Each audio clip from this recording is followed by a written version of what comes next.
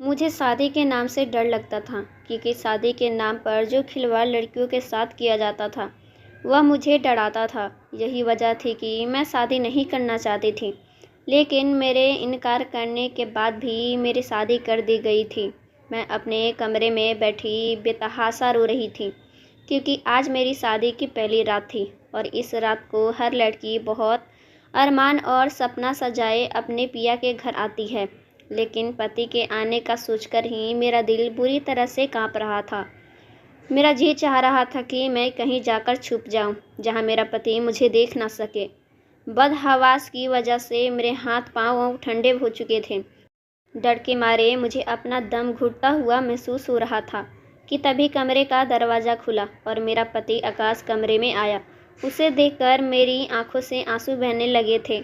डर के मारे मैंने अपनी बेड की चादर को अपने हाथों में दबोच लिया था। मैं किस तकलीफ से गुजर रही थी यह मैं ही जानती थी। मेरा पति मेरे पास आकर बैठ गया। कुछ देर तक मेरे हसीन चेहरे को बड़ी मोहब्बत से देखने लगा। मैं बेहद खूबसूरत थी और यही मेरे लिए सबसे बड़ा मसला बन चुका था। जैसे ही उसने अपना हाथ मेरे हाथ पर रखा तो कहने लगा, क्या बात है आलिया, तुम इतना ज़्यादा नर्वस क्यों हो? अब मैं उसे क्या बताती कि मुझे शादी से डर लगता है। मैंने ना में सर हिला दिया। वह कहने लगा, फिर तुम इस कदर घबराई हुई क्यों हो? मैंने धीरे से कहा, मुझे इस रिश्ते से डर लग रहा है। मेरी बात सुनकर वह हंसने लगा और मेरा हाथ थाम कर मुझे तसल्ली देने लगा। कहने लगा, परेशान मत हो। मैंने कहा, लेकिन मुझे बहुत डर लग रहा है। वह कहने लगा कि देखो, इसका एक ही हल है। मैंने पूछा, क्या? मेरी इस बात को सुनकर उसने मेरे हाथों को थामकर मुझे तसल्ली दी और उसके बाद उठकर खड़ा हो गया। अलमारी के पास गया, अलमारी खोली और एक मेडिसिन लाकर मुझे थमा दी। साथ में पानी का गिलास दिया। कहने लगा, यह गोली खा लो। मैंने कहा, यह कैसा दवा है? आकाश कहने लगा, तुम्हारी तमाम परेशानी का हल है इस गोली में। आकाश की बात को मैं समझ नहीं पा रही थी। मैं सोचने लगी, आखिर मेरी परेशानी का हल यह गोली कैसे हो सकती है? तो आकाश ने विश्वास दिलाया कि यह गोली खाने के बाद तुम्हारा सारा डर और परेशानी खत्म हो जाएगा। तो मैं वह गोली खा ली। आकाश मेरे करीब आने लगा। उसने मेरे दोनों हाथ को थामकर अपने होठों पर लगाया था। मुझे अपनी मोहब्बत का इजहार करने लगा, लेकिन मैं यूं थी जैसे मेरे शरीर में कंपन पैदा हो चुकी थी। धीरे धीरे आकाश ने मुझे अपने बाहों के घेरे में भर लिया था और मैं डर के मारे अपना आप को छुड़ा रही थी। लेकिन फिर मैंने महसूस किया कि जैसे मेरी आंखों में खुमारी सी उतरने लगी है। धीरे धीरे नींद की आगोश में मैं चली गई। मेरी शादी के कुछ ही दिन पहले मेरी सहेलियों मुझे लेकर बैठी थी, जो कि पहले से शादीशुदा थी। मुझे कहने लगी, कुछ दिन बाद तुम्हारी भी शादी होने वाली है, इसलिए ज़रूरी है तुम हमसे इस रिश्ते के बारे में कुछ जानकारी ले लो। मैं शादी के रिश्ते से बिल्कुल अनजान थी, इसलिए जब मेरी दोस्तों ने मुझे इस रिश्ते के बारे में बताया तो मुझे इस रिश्ते से कुछ डर सा महसूस होने लगा था, क्योंकि उसके बताने का अंदाज ही कुछ ऐसा था। कहने लगी, पति अपनी पत्नी पर शादी की पहली रात बिल्कुल भी तरस नहीं खाता है, और तुम तो खैर मानो, तुम्हारा हसीन रूप देखकर तुम्हारा पति तो तुम्हारे साथ ना जाने क्या। यह कहकर वह चुप हो गई और मुस्कुराने लगी। मेरा दिल धक धक करने लगा। शादी की रात का जो नक्शा मेरी सहेलियों ने मुझे बताया था, मुझे अब उस रात से डर लगने लगा था। जैसे जैसे मेरी शादी के दिन करीब हो रहे थे, मेरा दिल चाहता था कि मैं कहीं जाकर छुप जाऊं। इसलिए शादी की रात अपने पति के आने पर मैं बेहद डरी और घबराई हुई थी। पता नहीं वह मेरे साथ क्या करेगा। लेकिन आकाश ने मेरी बात को सुनकर उसने शायद मुझे नींद की गोली खिलाई थी, जिसे खाते ही मैं कुछ ही देर में सो चुकी थी। मुझे अपनी शादी की रात बिल्कुल भी याद नहीं थी। इतना एहसास था कि मेरा पति मुझे अपना हक वसूल चुका था। लेकिन सच तो शायद इससे भयंकर ही था कि मेरी सोच भी उस तक नहीं पहुंच सकती थी। खैर, जब मैं सुबह उठी तो मेरा पूरा शरीर दर्द से चूर था। मैं करवट बदली तो मेरा कमर में दर्द की लहर से उठने लगी थी और मैं दर्द से करा उठी थी। मेरे साथ लेटा मेरा पति फौरन से उठ बैठा। कहने लगा, क्या हुआ आलिया? मैंने कहा, पता नहीं, मेरा सर बहुत भारी हो रहा है और शरीर में भी दर्द है। याद करने के बावजूद भी मुझे वह रात बिल्कुल भी याद नहीं आ रही थी। समझ नहीं आ रहा था। मैं बेड पर नज़र दौड़ाई तो मेरे हाथ में पहनी कांच की चूड़ियाँ टूटकर बेड पर बिखरी पड़ी थीं। मैंने मुश्किल से अपना तकिया बेड के साथ लगाया और हाथों को बेड पे रखकर मुश्किल से उठकर बैठकर ग्राउंड से टेबल लगाकर बैठी थी। मेरे बालें बिखरे हुए थे और मेरी बिखरी हालत मुझे इस बात का एहसास दिला रही थी कि मेरे पति ने रात को मेरे साथ प्यार मोहब्बत वाला व्यवहार बिल्कुल भी नहीं किया था। दर्द के मारे रोने लगी और मेरे रोने पर मेरे पति ने कहा, देखो शादी की पहली रात थी तो तुम्हें ज़्यादा महसूस होगा, लेकिन धीरे धीरे तुम्हें इस बात की आदत पड़ जाएगी। और फिर जब पत्नियां खूबसूरत हो तो इंसान कैसे अपने जज्बात पर काबू पा सकता है। और फिर तुम रात को बहुत ज़्यादा डरी हुई थी। मुझे लगा कि अगर मैं तुम्हें मेडिसिन ना दूं तो तुम मुझे अपने करीब नहीं आने दोगी और मैं अपनी यह रात बर्बाद नहीं करना चाहता था। यह कहकर वह उठकर बाथरूम में चला गया, लेकिन मुझे अपना शरीर इस काबिल भी नहीं लग रहा था कि मैं उठकर खड़ी हो पाती। आकाश घर पे अकेला था, उसके माँ बाप जिंदा नहीं थे। पहले तो मेरे माता पिता इस रिश्ते पर राजी नहीं थे, कहने लगे अकेला लड़का है, हमें तो ऐसे रिश्ता समझ नहीं आते। लेकिन फिर मेरी माँ कहने लगी कि लड़का अच्छा खासा कमाता है, अपना घर है, अब अगर उसके माँ बाप जिंदा नहीं हैं तो उसमें उसका क्या दोष है।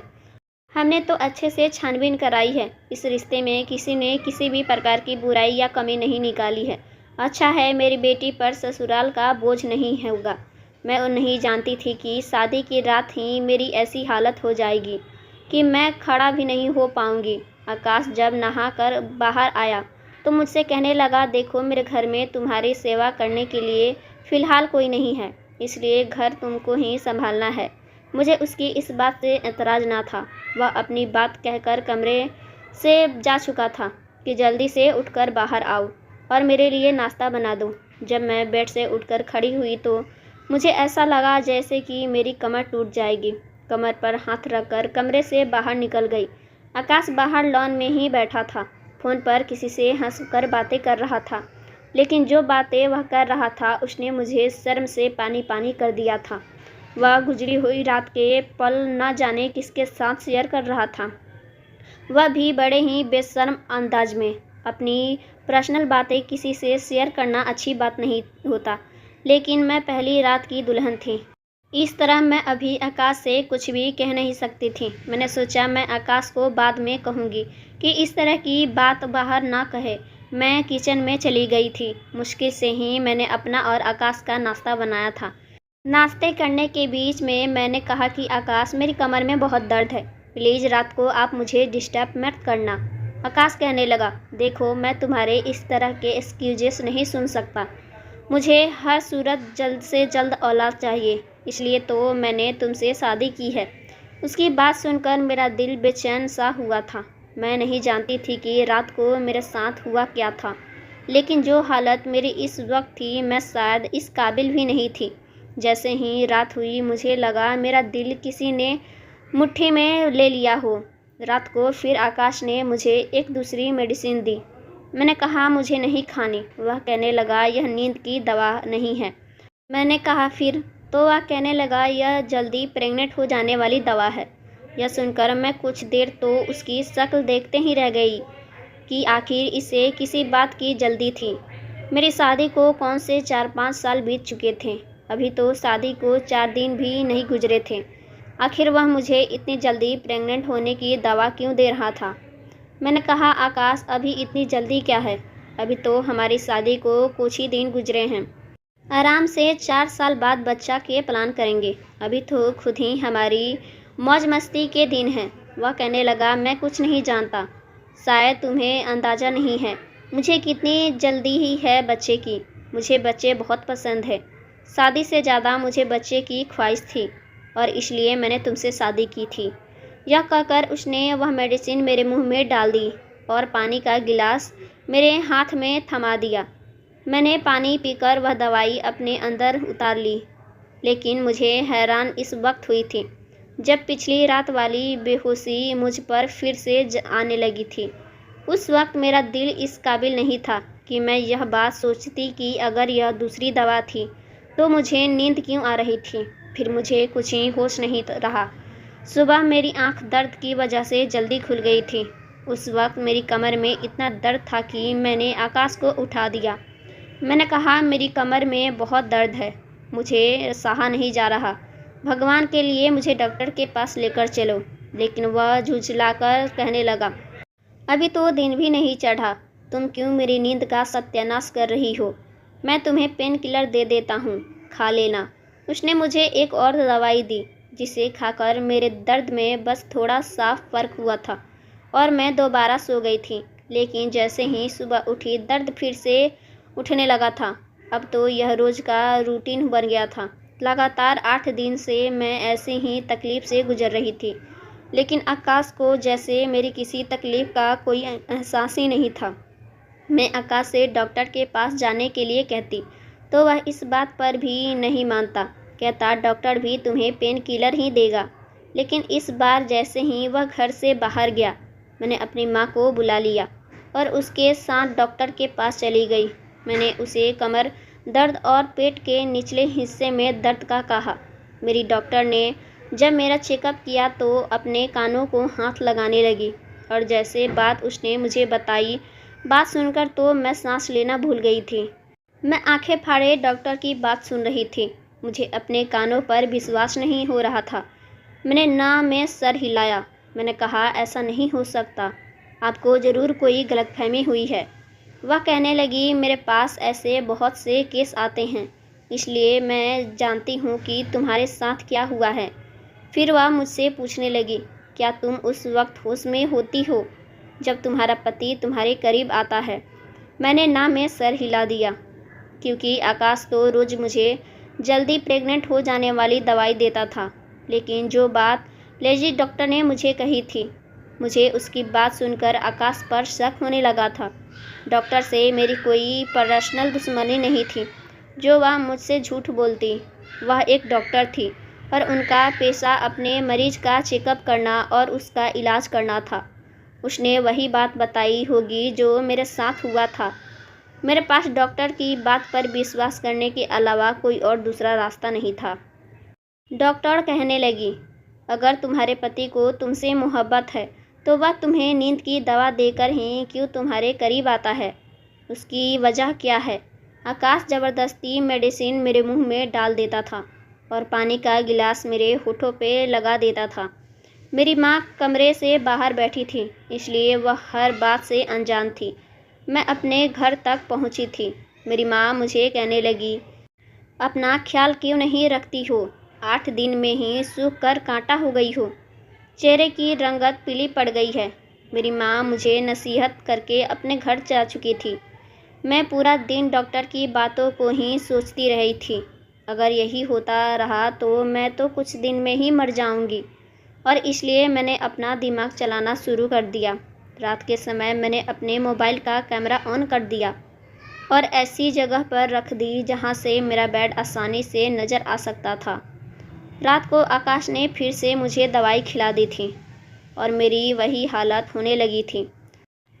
सुबह जब मैं उठी तो आकाश के ऑफिस जाने का इंतज़ार करने लग गई थी। जैसे ही वह घर से बाहर निकला, मैंने जल्दी से मोबाइल उठाया, उस पर लगी वीडियो देखने लगी और जिसे देखकर मेरे तो होश ही उड़ गए थे और मेरा दिमाग चकरा गया था। मैंने पूरी वीडियो भी नहीं देखी थी और मोबाइल को बेड पर फेंक दिया।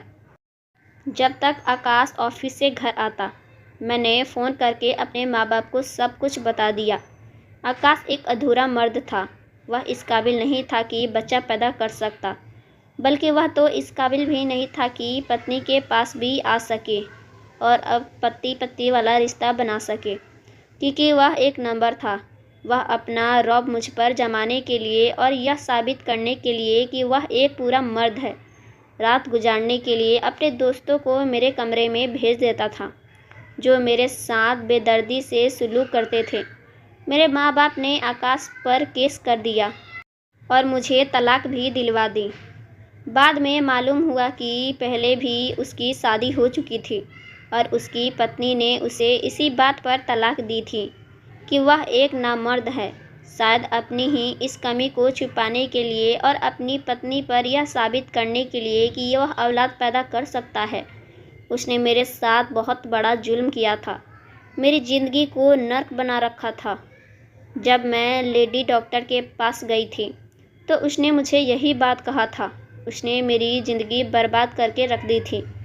पूरा 1 साल लग गया था मुझे संभलने के लिए, क्योंकि जो दर्द और तकलीफ़ आकाश ने मुझे उन 8 दिनों में दी थी वह कोई कम नहीं था। फिर मेरे माँ बाप ने मेरे लिए दूसरा रिश्ता देखा था। इस बार भरी पूरी फैमिली थी। हाँ, लड़का शादीशुदा था और उसके पहले से एक बच्चा भी था। बच्चे की पैदाइशी पर ही उसकी पत्नी चल बसी थी, लेकिन ना मुझे इस बात का एतराज़ था और ना ही मेरे माँ बाप को। और आज मैं अपनी भरी पूरी ससुराल में हंसी खुशी रहती हूँ।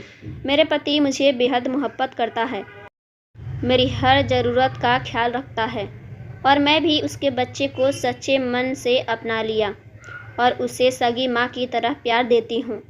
भगवान ने मुझे जितनी तकलीफ़ दी थी उसकी भरपाई एक अच्छे पति के रूप में देकर कर दी थी। मैं अपने भगवान का जितना धन्यवाद करूं उतना कम है। लड़की के माँ बाप यह सोच के अकेले लड़के को अपने दामाद के रूप में चुनाव ज़्यादा पसंद करते हैं कि अकेला है, उसके बेटी पर सास ननद और परिवार का बोझ नहीं पड़ेगा। लेकिन मुझे लगता है कि ससुराल भरा पूरा हो, सास ससुर हो, तब उसकी लड़की अपने ससुराल में ज़्यादा खुशी रहती है, क्योंकि पीछे से अगर पति कोई गलती करता है तो उसे डांटने के लिए सास ससुर मौजूद होते हैं, उसे सही राह दिखाते हैं, उसे समझाते हैं। उसके माँ बाप का हाथ उसके सर पे होता है। दोस्तों, कहानी कैसी लगी कमेंट करके ज़रूर बताइएगा। वीडियो अच्छी लगी तो वीडियो को लाइक कर देना, चैनल पर नया है तो चैनल को सब्सक्राइब कर देना और हाँ, नोटिफिकेशन बेल को ज़रूर दबाना ताकि अगली अपडेट सबसे पहले आपको मिले। Thanks for watching my video.